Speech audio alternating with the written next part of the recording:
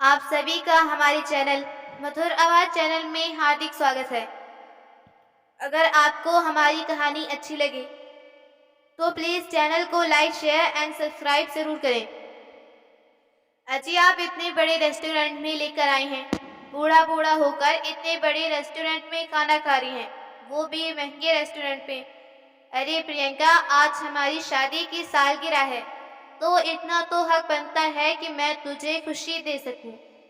जवानी तो अपने माता पिता की सेवा में और उनकी लंबी बीमारी में पैसे खर्च हो गए। उन्हीं की दवा दारू अस्पताल में खर्च हो जाते थे। पर आज जो थोड़ा बहुत बचा चुका हूँ उसमें थोड़ी खुशी देना चाहता हूँ। अब हमारा बेटा बड़ा हो गया है तो हमें किस बात की चिंता। वो भी नया बिजनेस शुरू कर रहा है और मैं रिटायर हो चुका हूँ। अब बुढ़ापा आराम से कटेगा। बीवी को सरप्राइज देने के लिए केक ऑर्डर करते हैं और रेस्टोरेंट में केक काट के सब वेटर लोगों को खिलाते हैं और सबसे कहते हैं कि आज हमारी शादी की सालगिरह है। प्रियंका जी तो शर्म से लाल पीली हो गई और बोली, छोड़िए जी, ये सब क्या है, और अब बहुत हो गया। किशोर जी गुनगुनाते हैं, वो मेरी सोहर जबी तुझे मालूम नहीं। फिर अपनी पत्नी के हाथों में हाथ डालते हुए एक ऑटो में बैठकर अपने घर पहुंचते हैं। इस समय कुछ ऐसा देखते हैं कि उनके पैरों तले जमीन खिसक जाती है। उनके घर का दरवाजा खुला हुआ है और लाइट भी जल रही है, जबकि इस समय घर में कोई नहीं था। बेटा भी शहर से बाहर था। किशोर जी देखते हैं कि उनके घर में दो चार गंडे घुस गए हैं और दरवाजा तोड़ दिया है। प्रियंका जी घबराते हुए बोलती, भाई साहब आप लोग कौन हैं और मेरे घर में इस तरह से आप क्यों घुस आए? आप लोग निकलते हैं कि मैं पुलिस को बुलाऊं? विकास सस्ते हुए कहता है, ये आपका घर नहीं हमारा घर है। ये देखिए इस घर के कागजात। इस घर के मालिक ने ये घर हमको बेचा है। किशोर जी कहते हैं, मैंने ये घर कब तुझको बेचा? तुम लोग झूठ क्यों बोल रहे हो? और ये सब क्या लगा रखा है? मेरा घर मेरा घर, ये घर हमारा है। विकास कहता है, हम गुंडे नहीं हैं, मेरा नाम विकास है और ये घर आपके बेटे ने मुझे बेचा है। ये देखिए इस घर के कागजात पर मेरे साइन हैं। मैंने उसे पूरे 50 लाख दिए हैं इस घर के, तो इसलिए आप लोग इस घर से निकलिए। उन दोनों को धक्के मारकर बाहर निकाल देता है। किशोर जी और प्रियंका जी दोनों की आंखों में आंसू बहने लगते हैं कि ये क्या हो रहा है। उन्हें तो समझ नहीं आ रहा था कब उनका बेटा ये घर बेचकर विदेश चला गया। सुनो बेटा, हमारी बात तो सुनो। हम इस समय कहाँ जाएंगे? इस घर के एक कमरे में हमें पड़े रहने दो। चाहे तो हमसे कुछ काम ले लो, मजदूरी करवा लो, पर हम यहाँ से कहाँ जाएंगे? अब तो काफी रात हो गई है। तो विकास बोला, मैंने यहाँ पर कोई वृद्ध आश्रम नहीं खोला कि मैं सब गरीबों को मुफ्त में रहने दूं। मेरा भी परिवार है और मैं यहाँ पर एक बड़ा सा होटल बनाना चाहता हूँ। इसलिए आप लोग अभी के अभी यहाँ से निकलिए। और आपके बेटे ने आपके साथ जो किया वो तो मुझे पता नहीं, पर मेरा घर मुझे खाली चाहिए। और उनका सामान निकाल कर फेंकने लगता है। किशोर जी अंदर जाकर अपनी तिजोरी खोलते हैं तो उनकी तिजोरी एकदम खाली थी। कोई भी कैश, सोना चांदी नहीं था। सब कुछ लुट गया था। वो तो अपना छाती पीटने लगे। प्रियंका, हम तो लुट गए। ये क्या दिन दिखा गया हमारा बेटा? और वो है कहाँ? उसकी तो कोई खोज खबर ही नहीं है। अरे वो तो हमें लूट कर भाग गया। हमारे बेटे होने का कर्तव्य क्या अच्छे से निभाया है। प्रियंका, हमको बेगाना कर गया हमारा बेटा, कहीं मुंह दिखाने के लायक नहीं छोड़ा। ऐसा मत बोलिए जी, सब ठीक हो जाएगा। प्रियंका जी ने कहा। दोनों अपना बैग उठाते हुए घर के आंगन में बैठ गए और सोच में पड़ गए कि कहाँ जाया जाए। रात काफी हो गई थी। दोनों ने अपने घर के दरवाजे के पास ही डेरा डाल दिया और सुबह हुई तो सोचा शायद घर के मालिक को हम पर तरस आ जाए और वो हमें हमारे घर में रहने दें। लेकिन विकास ने कुछ आदमियों को भेजकर वहां से रफा दफा करवा दिया। तो वो सोचने लगे कि अब हम कहाँ जाएं। प्रियंका जी ने कहा, इस शहर में तो हमारा कोई है नहीं, हम किसके घर जाएंगे। किशोर जी बोले, प्रियंका तुम चिंता मत करो, हम कहीं न कहीं अपना ठिकाना जरूर बना लेंगे। तभी किशोर जी बोले, प्रियंका मेरा इस शहर में सिर्फ एक दोस्त है, शायद वो हमारी मुसीबत की घड़ी में काम आ जाए। चलो हम लोग उसके घर चलते हैं। वो अपने दोस्त दीनानाथ जी के घर पहुंचते हैं। दरवाजा खटखटाते हैं। उनका बेटा आता है और कहता है, आप लोगों को किससे मिलना है। अंदर से खूब रोने धोने की आवाज आती है। किशोर जी रोने की आवाज सुनकर घबरा जाते हैं। किशोर जी कहते हैं, दीनानाथ कहाँ है बेटा, हमें दीनानाथ से मिलना है। अंकल जी, अब हमारे पिताजी इस दुनिया में नहीं रहे, बस हम अभी उनका अंतिम संस्कार ही करने जा रहे हैं। ये खबर सुनकर किशोर जी खूब रोने लगते हैं और अपने दोस्त की बॉडी से लिपट कर रो रहे थे कि तू भी चला गया। तू तो कहता था जब भी तुझे मेरी जरूरत पड़ेगी मैं खड़ा रहूंगा, पर आज तो तू उठ भी नहीं पा रहा। दोस्त दीनानाथ जी का अंतिम संस्कार कर दिया गया और उसके बाद जब किशोर जी और प्रियंका जी उनके घर से वापस जाने लगे तो उनका बेटा पंकज बोला, अंकल जी, आपको कोई परेशानी है क्या। नहीं बेटा, ऐसी कोई बात नहीं है। और वो उनके घर से वापस जाने लगते हैं। पंकज बोला, आप मुझे अपने बेटा जैसा ही समझिए। पिताजी नहीं है तो भी आपका इस घर में अभी भी उतना ही हक है जो पहले हुआ करता था। बताइए अंकल जी, मुझे अपना बेटा समझिए। बेटा शब्द सुनकर उनकी आंखों में आंसू आ गए। बेटा, मैं यहाँ दीनानाथ से कुछ मदद मांगने आया था, क्योंकि मेरे बेटे ने मेरा घर बेच दिया और हम बेघर हो गए हैं। सोचा था दीनानाथ कुछ मदद कर देगा, पर अब वो इस दुनिया में नहीं है। पिताजी नहीं है तो क्या हुआ, मैं तो हूँ। मैं आपकी हर संभव मदद करूँगा। आप इसे अपना घर समझिए। आप हमारे घर में रह सकते हैं और आपको कोई भी परेशानी नहीं होगी। मेरा सगा बेटा तो अपना नहीं निकला, पर तुमने जिस अपनेपन से मुझसे बात की है, मेरे लिए यही बहुत है। बस रहने के लिए छत मिल जाए, बाकी मैं अपनी रोजी रोटी की व्यवस्था कर लूँगा। आप एक तरफ बेटा कहते हैं, दूसरी तरफ आप हमें पराया कर रहे हैं। अंकल जी, पीछे का गेस्ट रूम खाली है, आप चाहे तो वहाँ रह सकते हैं। किशोर जी और प्रियंका जी ने अपने सारे सामान लेकर गेस्ट रूम में रख देते हैं। पंकज कहता है, अंकल जी, जब तक आपकी नौकरी नहीं लगती, नया काम नहीं ढूंढ लेते, आप यहाँ रह सकते हैं।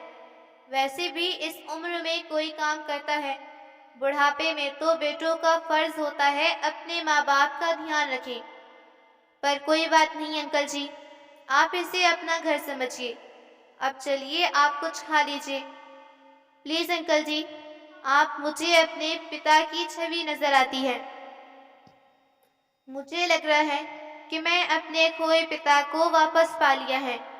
चलिए अंकल जी, आप लोग खाना खा लीजिए, कब से भूखे बैठे हैं। ठीक है बेटा, तू कहता है तो मैं खा लेता हूँ, पर मुझसे कुछ खाया नहीं जाएगा। पंकज ने कहा, अंकल जी, मैं सब समझता हूँ, आपके दिल पर क्या बीत रही है। आपके बेटे ने जो जख्म दिया है, इतनी जल्दी नहीं भरा जा सकता। सुमन, जल्दी से अंकल आंटी के लिए खाना लगाओ। सुनिए, 1 मिनट इधर तो आइए। आप भी कैसे भीख मंगे लोगों को घर में बुला लेते हैं। मुझे खुद का खाना तो बनाया नहीं जाता, अब इन दोनों बूढ़ों के लिए भी खाना बनाऊं। अभी तो सारे मेहमान गए भी नहीं, अब उनकी खातिरदारी करो, उनकी चाकरी करो। क्या घर में अनाथ आश्रम या वृद्ध आश्रम खोल रखा है जो मैं किसी भी आए गए को खाना खिलाती रहूं। सुमन, तुम्हें शर्म लिहाज की कोई चीज है या नहीं। ये पिताजी के दोस्त हैं, अरे पर हमने कभी देखा ही नहीं, हमें यहाँ रहते कहाँ थे? अभी तो 1 साल पहले ही यहाँ शिफ्ट हुए हैं, तो हम कैसे जानेंगे? बेचारे अंकल जी बहुत परेशान हैं। उनके बेटे ने उनका घर उनसे छीन लिया, बेचकर पता नहीं कहाँ लापता हो गया। न जाने कैसे कलयुग के बेटे होने लगे हैं। मुझे तो सोचकर ही डर लग रहा है। आपको बेवकूफ बनाना बड़ा आसान है। कोई भी कुछ भी दुख भरी बातें सुनाए और आप यकीन कर लेते हैं। मुझसे काम नहीं होगा, मैं नहीं बनाने वाली खाना। कभी आपने एक चम्मच भी इधर से उधर उठाया है? बस ऑर्डर मारते हो मुझे खाना बनाने के लिए। मैं कोई कोलू का बैल हूँ क्या? जब बने मुझसे आप हुक्म चलाने लग जाते हो। क्या जरूरत है श्रवण कुमार बनने की? अभी तो बुड्ढे से छुटकारा पाया ही था। सुमन इतना कहते ही पंकज उसके गाल पर जोरदार तमाचा जड़ देता है। सुमन इतना गला फाड़ फाड़ कर बोल रही थी कि कमरे में बैठे किशोर जी और उनकी पत्नी सुन लेती हैं। बिना कुछ कहे वो वहां से चुपचाप उनके घर से निकल जाते हैं। तो किशोर जी वहां पर नहीं थे। पंकज दौड़कर बाहर आता है और चिल्लाता है, अंकल जी 1 मिनट सुनिए तो। अंकल आंटी के कदमों में गिर जाता है। अंकल जी, मैं अपनी पत्नी की तरफ से आपसे माफी मांगता हूँ, पर मैं आपके लिए कुछ करना चाहता हूँ। मेरे एक दोस्त के कपड़े की दुकान है, मैं उससे बात करता हूँ। आप चाहें तो वहाँ नौकरी कर सकते हैं और आपके खाने पीने का इंतजाम हो जाएगा और आप किराए पर घर ले सकते हैं। ठीक है बेटा, अगर तुम ये काम कर दोगे तो बड़ा एहसान हो जाएगा। पंकज अपने दोस्त के पिता से उनके दुकान में नौकरी की बात करता है, पर अंकल जी उनका दुकान शहर से थोड़ी दूर है। आपको कोई प्रॉब्लम तो नहीं? नहीं बेटा, जब जिंदगी ने ये दिन दिखाया है तो इस शहर को लेकर मैं क्या करूँगा। अब तो इस शहर में रहने का मन नहीं करता। पंकज उन्हें उस दुकान के एड्रेस दे देता है। किशोर जी को कपड़े की दुकान में काम मिल जाता है। बड़ी मेहनत और ईमानदारी से काम करके सब ग्राहक का दिल जीत लेते हैं। जो भी कपड़ा खरीदने आता कस्टमर को बड़े प्यार से दिखा देते और उनके बात करने का ढंग इतना अच्छा था कि कस्टमर उनसे खूब इम्प्रेस हो जाते और हाथों हाथ उनके कपड़े भी बिक जाते। ऐसा हो न क्यों, अपने समय के किशोर जी एक अच्छे अध्यापक थे और बच्चों को इतने प्यार से अच्छे से कोई चीज समझाते कि बच्चे बहुत जल्दी सब समझ जाते थे। आज उनकी समझदारी बिजनेस में भी कमाल कर रही थी।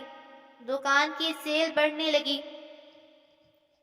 दुकानदार के मालिक गोपाल जी उनसे बहुत खुश थे और प्रियंका जी किराए के घर में रहती, खाना बनाती, घर का सारा काम बखूबी करती और जब टिफिन देने किशोर जी को दुकान में आती तो भी वो अपने कपड़े बेचने लग जाती, अपने पति के काम में मदद करती।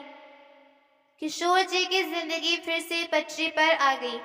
ऐसे ही दिन बीतने लगे कि एक दिन बहुत तेज बारिश हो रही थी और किशोर जी कपड़े उतारने दौड़े छत की तरफ।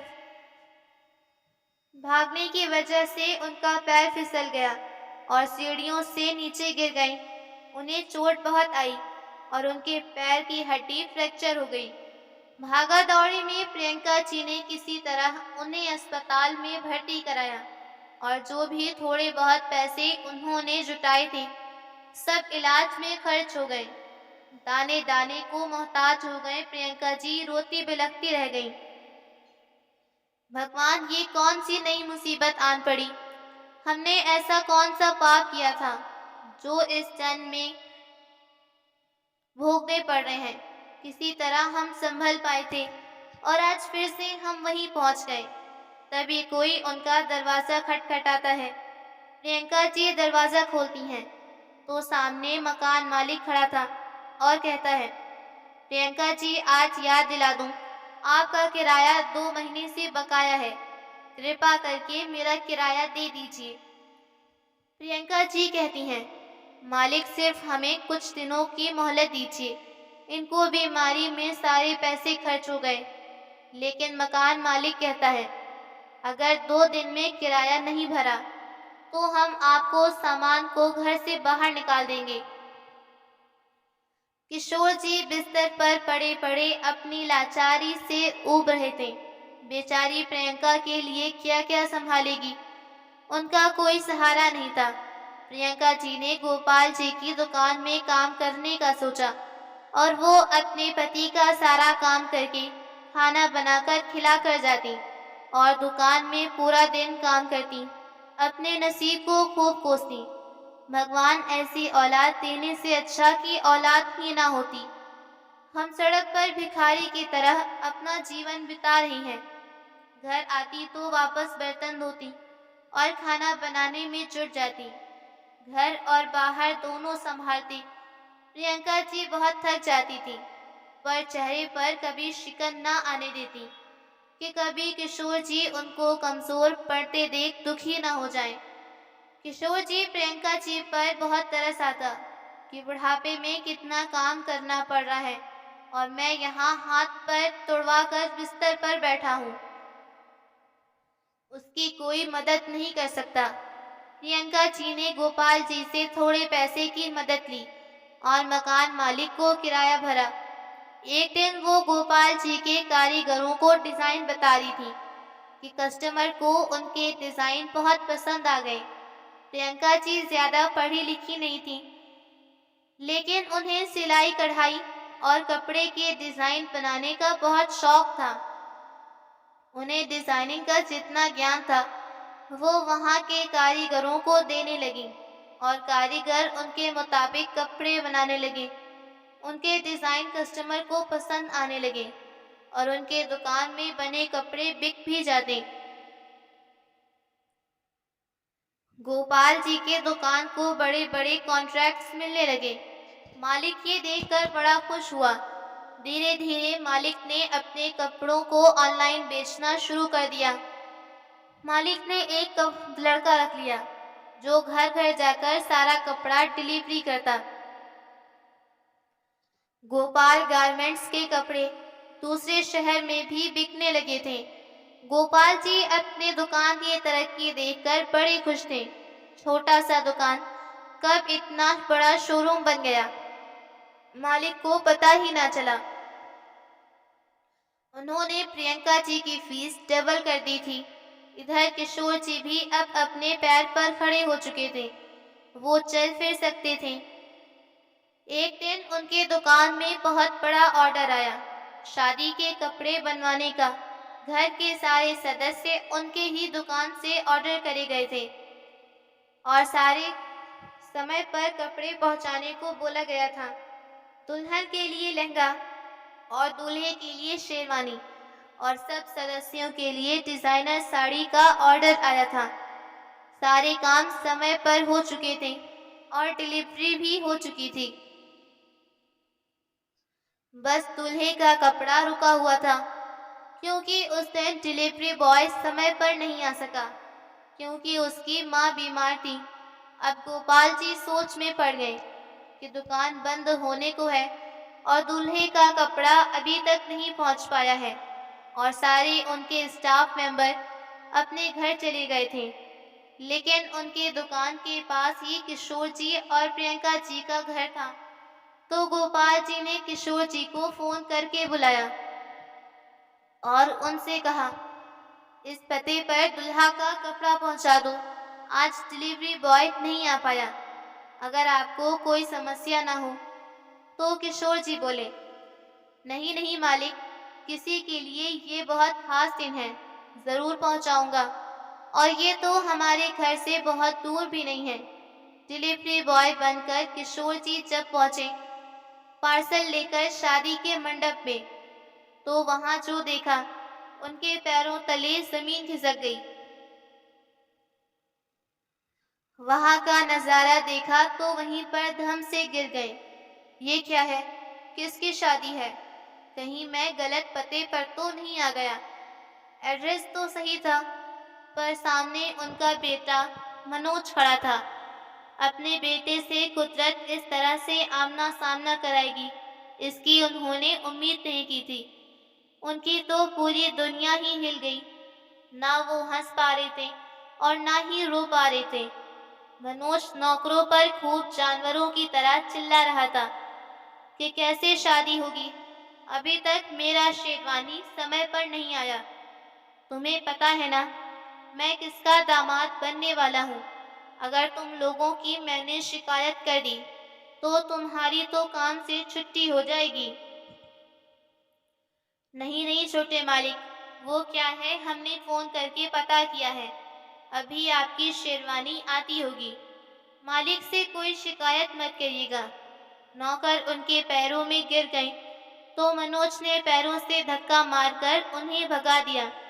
चल हट यहाँ से, मेरे लिए कॉफी लेकर आ, मेरा मूड और खराब मत कर। शादी जिस होटल में था उसमें दूल्हा और दुल्हन दोनों थे। मनोज अपने कमरे में था और दुल्हन अपने कमरे में तैयार हो रही थी। किशोर जी ने सोचा, पता नहीं किस मासूम लड़की की ये जिंदगी बर्बाद करने चला है। पहले मेरी दुनिया तबाह कर दी, मुझे सड़क पर ला कर रख दिया, अब पता नहीं किसको। खैर अब शेरवानी लाया हूँ तो देकर जाऊंगा। वो अपने बेटे के पास गए और बोले। मनोज अपने पिता को सामने खड़ा देखा तो उसकी आंखें चौंधिया गईं। अरे आप भिखारी बनकर मेरी शादी में क्यों आए हैं?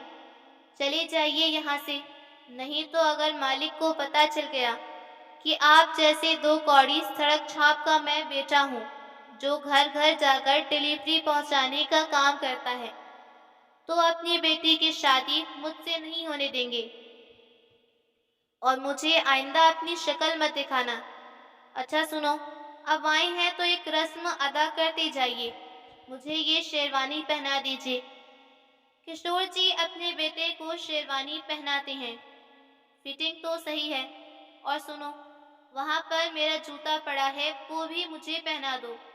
किशोर जी अपने बेटे को देखते रह गए। मनोज बोला, आप मुझे इस तरह से मत घूरो, मैं तुम्हारा कोई बेटा नहीं। तुम जैसे भिखारी पिता को तो मैं इस समय त्याग कर दूं। किशोर जी बोले, तूने मेरे घर को गिरवी रखकर मुझसे कहा कि मैं नया बिजनेस शुरू करना चाहता हूँ और तूने मेरे घर को बेच दिया। बूढ़े में तेरी चाह गरीबी में जीना नहीं चाहता और ऐसे रोज रोज की तकलीफें मुझे पसंद नहीं थी। जब बिना काम किए, बिना मेहनत किए मैं अमीर बन सकता हूँ तो मैं काम क्यों करूँ? दरअसल किशोर जी अपने समय में एक प्राइमरी स्कूल के अध्यापक थे और अपना जीवन बहुत तकलीफों से संघर्षपूर्ण बिताया था। जो थोड़ा बहुत भी कमाते वो उनके माता पिता की बीमारी में खर्च हो जाता। किसी तरह अपने जीवन की गाड़ी को घसीटते घसीटते आगे बढ़ाया। मनोज बचपन से ही लालची, धोखाधड़ी प्रवृत्ति का इंसान था।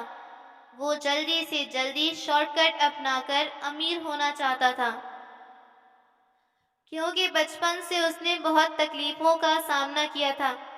जल्दी जल्दी अमीर बनने के चक्कर में वो बहुत बुरी संगत में फंस गया और चोरी धोखाधड़ी ये सब करना उसकी आदत बन गई थी।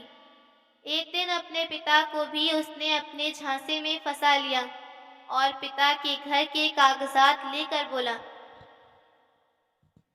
मैं एक बिजनेस शुरू करना चाहता हूँ और आपके घर को बैंक में गिरवी रखकर लोन लेना चाहता हूँ। इस कागजात पर साइन कर दो।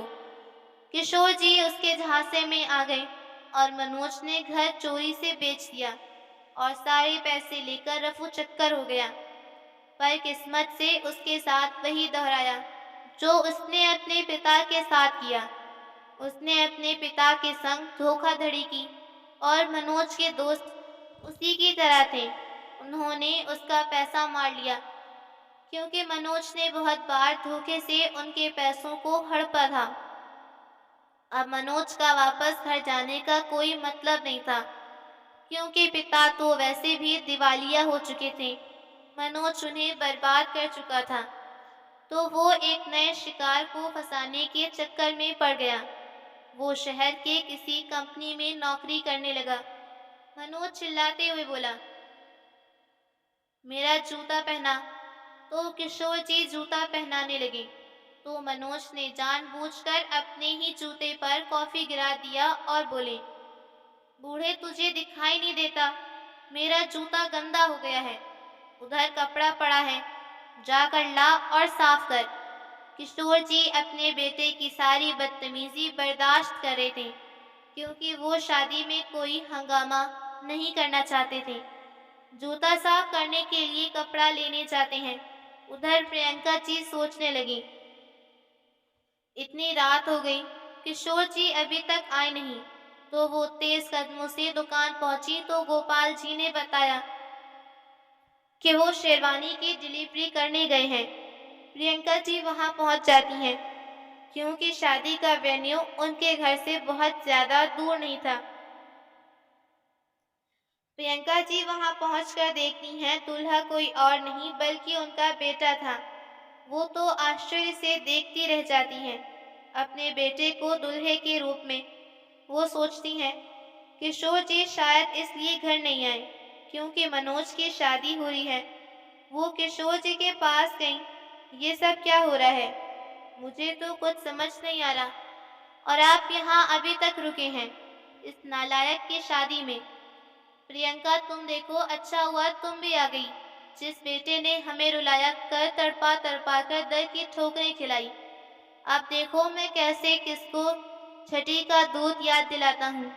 इधर पिंकी फेरों के लिए दुल्हन बनी मंडप पर पहुंच चुकी थी। फेरे जैसे ही शुरू हुए, किशोर जी ने कैमरामैन को इशारा किया। कैमरामैन जो कि शादी की रस्मों की फिल्म बना रहा था। किशोर जी और मनोज जी के बीच जो कुछ भी बातचीत हुई कैमरे में, वो सब कैद कर लिया था और मनोज की सारी सच्चाई सबके सामने उजागर हो गई। मनोज और किशोर की वीडियो टीवी पर दिखाना शुरू कर दिया गया, जिसमें मनोज कबूल कर रहा था कि कैसे वो पिंकी को अपने प्यार के झांसे में फंसाया। उसे कालू कलूटी से कोई शादी नहीं करना चाहता था। मैं भी उससे प्यार नहीं करता, बस उससे शादी कर रहा हूँ तो उसके दौलत के पाने के चक्कर में, नहीं तो मेरा जैसा स्मार्ट लड़का तो उसकी तरफ देखे भी ना। पिताजी, पिंकी मेरी इस बात की इकलौती बेटी है और कंपनी की आधी मालकिन है। पिंकी को जब पता चला मनोज की मंशा कि वो उससे प्यार नहीं करता, झूठा नाटक कर रहा था प्यार का, उसने धन पर कब्जा करने की कोशिश कर रहा था। सातवां फेरा पूरा होने से पहले ही पिंकी गठबंधन में आग लगा देती है और मनोज के गाल पर एक तमाचा लगाती है। वो ज्वालामुखी की तरह धड़कने लगी। मनोज कहने लगा, ये सब झूठ है, ये बुढ़ा मेरा पिता नहीं है, झूठ बोल रहा है। तभी वहां उपस्थित सभी मेहमान उसके गालों पर तमाचा जड़ने लगते हैं। मनोज के पसीने छूट जाते हैं। किशोर जी आगे आते हैं और पिंकी से कहते हैं, बेटी मैं फेरों से पहले ही तुम्हारे कमरे में आया था ताकि तुम्हें सारी सच्चाई बता दूं। ये नालायक कितना नीच है, जब इसने अपने सगे माँ बाप को नहीं छोड़ा, सड़क पर ला दिया, तो फिर तू क्या चीज है। पैसा ही इसके लिए सब कुछ है, लेकिन तुम मंडप में आ चुकी थी। मनोज कहता है, पिंकी तुम इस धोखेबाज इंसान पर विश्वास मत करो, ये झूठ बोल रहा है। मैं तुमसे सच्चा प्यार करता हूँ, तुम्हें सारी जिंदगी खुश रखूंगा। पिंकी कहती है, किशोर सर झूठ नहीं बोल रहे हैं। सर शायद आपने मुझे पहचाना नहीं, मैं आपकी विद्यार्थी रह चुकी हूँ। आपकी ईमानदारी के चर्चे पूरे स्कूल में थी। आपको देखते ही पहचान गई कि आप मेरे वही अध्यापक हैं जिससे मैं बहुत प्रभावित थी। आपने स्कूल में मुझे पढ़ाया। आज आपके दिए हुए संस्कार के बल पर मैं इतनी काबिल बन पाई हूँ। मैं अपनी जिंदगी में नाम कमा पाई हूँ। सर आपको याद नहीं, जब स्कूल के सारे विद्यार्थी मुझे रंग रूप को लेकर मेरा हंसी मजाक उड़ाते थे, तो आप ही ने मुझे सिखाया असली सुंदरता मन की होती है। अपने आप को इस काबिल बनाया कि तुम्हारी बाहरी सुंदरता उसके आगे फीकी पड़ने लगे। किशोर जी को कुछ कुछ याद आने लगा था। किशोर जी बोलते हैं, मेरा बेटा मेरा दिए हुए संस्कारों को नहीं सीख पाया। उसने मेरी इज्जत को मिट्टी में मिला दिया, मुझे कहीं मुंह दिखाने के लायक नहीं छोड़ा। पर तूने मेरी एक सीख से मेरा नाम रोशन कर दिया, एक टीचर की इज्जत की लाज देखी। बेटी तो खुश रहो। उसे ढेरों आशीर्वाद दिया। किशोर जी वहां पर उपस्थित सब मेहमानों से अपने बेटे के किए गए के लिए माफी मांगने लगे। उसके बाद पिंकी ने मनोज को ठगी फरेब के आरोप में जेल भिजवा दिया और मनोज से कहा, मैं तुम्हें तुम्हारी असली जगह तुम्हारे ससुराल भेज रही हूँ। आप वहीं जेल में सुहागरात मनाना। मनोज किशोर जी से हाथ जोड़कर माफी मांगने लगा। पिताजी, मुझ जैसे नालायक बेटे को माफी मांगने का हक नहीं है, पर मैं आपसे माफी मांगता हूँ। हो सके तो मुझे माफ कर दीजिए। मैं अपने किए पर बहुत पछता रहा हूँ। किशोर जी और प्रियंका जी उसको तो कब से अपने दिल दिमाग से निकाल चुके थे। किशोर जी और प्रियंका जी अपने घर लौट आए और प्रियंका जी की काबिलियत रंग लाई। वो तरक्की करती गई और आज उनके पास एक अच्छा घर, एक अच्छी गाड़ी, सब कुछ है। वो जरूरतमंदों की, गरीबों की मदद करने लगी। यही उनके जीवन का उद्देश्य रह गया, क्योंकि किशोर जी कभी पैसों के पीछे भागे ही नहीं, हमेशा सादगी भरा जीवन ही व्यतीत किया था। दोस्तों, आपको क्या लगता है, ऐसे नालायक बेटे जो अपने पिता को ही सड़क पर ला दे, उसको माफ करना चाहिए था या नहीं? मिलते हैं आपसे अगली कहानी में।